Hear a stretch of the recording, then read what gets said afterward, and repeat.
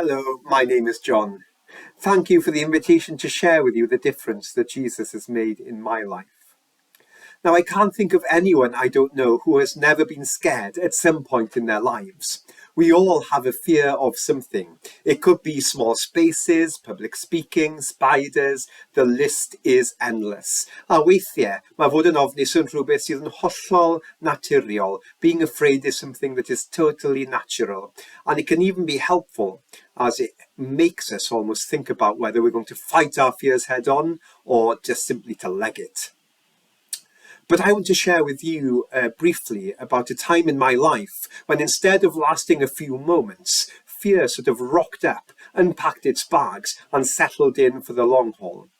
When it started to dictate to me the way that I lived, and when it stopped me living in the fullness of the life that I knew that Jesus was calling me into. But I can't tell you this story without sharing with you one of my favourite Bible stories, and you'll see why in a moment. It's the story about the time that Jesus stills the storm. Y stori am yr amser y mae Iesu yn tawelu'r storm.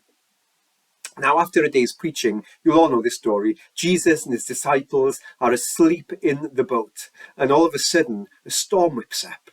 And very quickly, it becomes very serious. And Jesus' disciples start to shout, "We're going to die."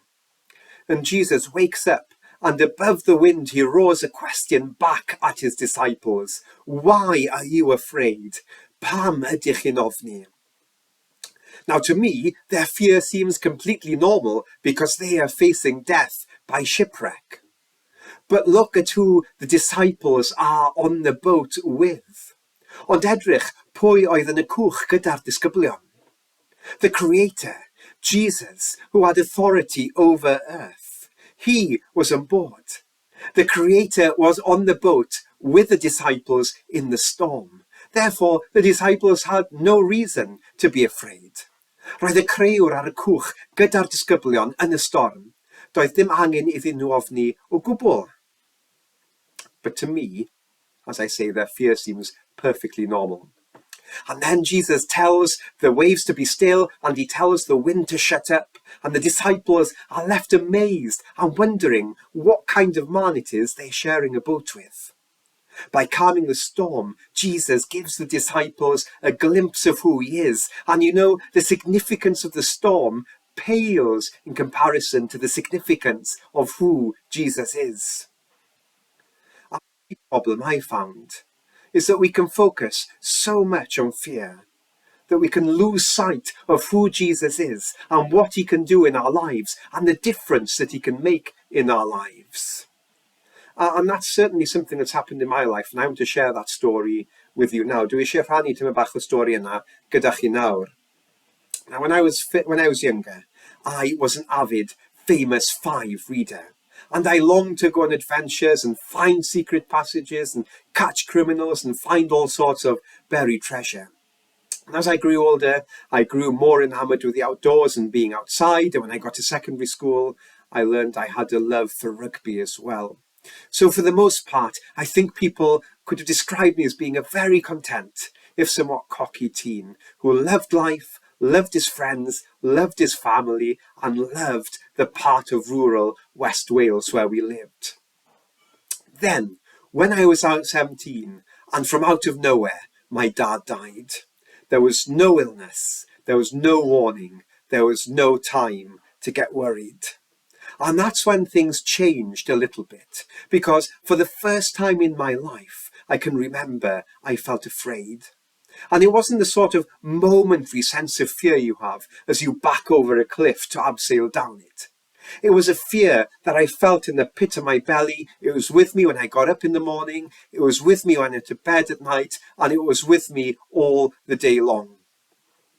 Now, at this point, I'd been a Christian from a very young age, and that still hadn't changed. I still went to church, I still prayed, I still knew Jesus in my life.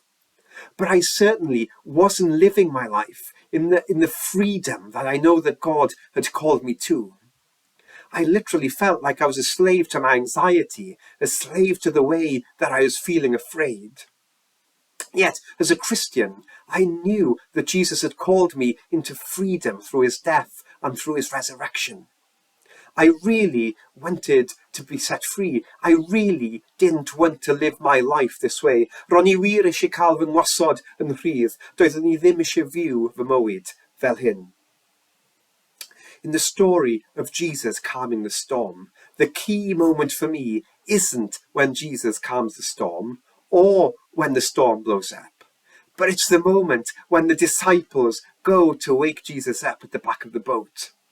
In their hour of need, the disciples turn to the one who they believe can save them, who can set them free. That's exactly what I did the night before an A-level module exam, because I was in absolute meltdown mode. I was feeling very afraid. I was feeling very anxious. And so I cried out to God. I prayed. Mi nes I troi at Dduw mewn gweddi. I didn't cry out for healing. I cried out for God to tell me it was going to be okay. I cried out for God to tell me that everything I was going through, everything we were going through as a family was going to be okay. I wanted God to tell me that I could stop worrying, that I didn't need to be afraid. And I can't describe to you what happened next. I can't really put it into words. I can only tell you that all of a sudden I felt a total peace that entirely overwhelmed me, enveloped me.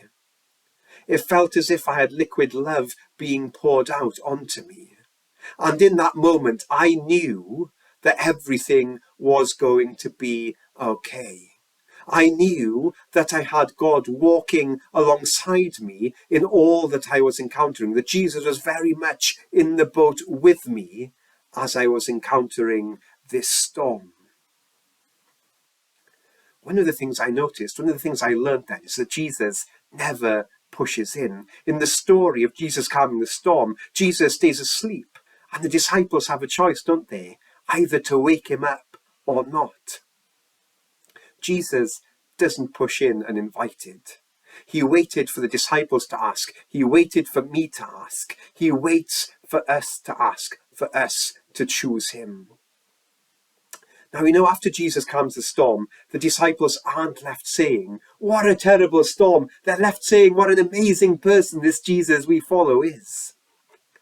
I know that when I turn to Jesus in the storms in my life, my focus shifts from staring at the storm to staring at Jesus. And if I'm looking at him, I'm not looking at the storm. And I can become overwhelmed by his perfect love that he promises casts out all fear. I'm no longer overwhelmed by the storm. I was no longer overwhelmed by anxiety or fear because my dad had died. That is the difference that Jesus can make in our lives.